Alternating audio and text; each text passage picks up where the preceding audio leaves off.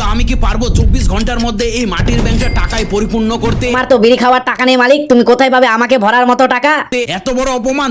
তোকে আজকে দেখাচ্ছি আমি কি কি করতে পারি। মাটির ব্যাংকের চ্যালেঞ্জটাকে একসেপ্ট করে আমি সব কাজ কাম বাদ দিয়ে বসে গেলাম এর ভিতরে টাকা ভরার জন্য। একা একাই টাকাগুলো ভাঁজ করে ব্যাংকের ভিতরে ভরতে অনেক সময় লাগছিল, তার জন্য তাহিরুলকে ডেকে নিলাম। তারপর দুজনে তাড়াতাড়ি টাকাগুলো ভাঁজ করে মাটির ব্যাংকে ঢোকাতে থাকলাম। বন্ধুরা আমার তো সব টাকা শেষ হয়ে গেল, এবার দেখি ব্যাংকটা কতটা ভরেছে। কি হিলাচ্ছ মালিক, আমি এখনো 1%ও ভরিনি, যাও আরো টাকা নিয়ে আসো। সময় কম থাকায় তাড়াতাড়ি বাইকটা নিয়ে বাড়ি থেকে বেরিয়ে চলে আসলাম এটিএম এ। এটিএম থেকে ঘাচাঘাচ করে টাকাগুলো বের করতে থাকলাম। শেষে আমাকে এটিএমটা বলে দিল, আমার ভিতরে টাকা নেই। শালা কি লোক রে বাপ, আমাকে পুরো গরম করে ছেড়ে দিল। তারপরে আমি এটিএম এর উপরে দয়া করে টাকা ওঠা বন্ধ করে তাড়াতাড়ি চলে আসলাম বাড়িতে। আবার দুজনে মিলে বসে পড়লাম টাকাগুলো মাটির ব্যাংকে ঢোকানোর জন্য। বন্ধুরা 3 ঘন্টা ধরে টাকাগুলো ঢোকাচ্ছি, তবু টাকা শেষ হচ্ছে না। তো চলো তাড়াতাড়ি করে বাকি টাকাগুলো ঢুকিয়ে দিই। তো বন্ধুরা ফাইনালি আমার সব টাকা মাটির ব্যাংকে ভরা শেষ। তো চলো এবার দেখা যাক এই মাটির ব্যাংকটাকে আমি ভরতে পারলাম কিনা। ব্যাংকটা ভরেছে কিনা সেটা দেখতে হলে ব্যাংকটার উপরের ভাগটা আগে ভাঙতে হবে।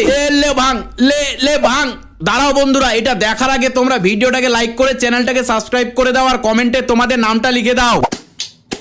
ওয়াও বন্ধুরা, শেষ পর্যন্ত আমি তো এই মাটির ব্যাংকটা টাকায় ভরে দিলাম। তো আমি চ্যালেঞ্জটা জিতে গেলাম। তো চলো আমি এখন টাকাগুলো গুনাই আর তোমরা ভিডিওটাকে লাইক করে দাও। Bye bye.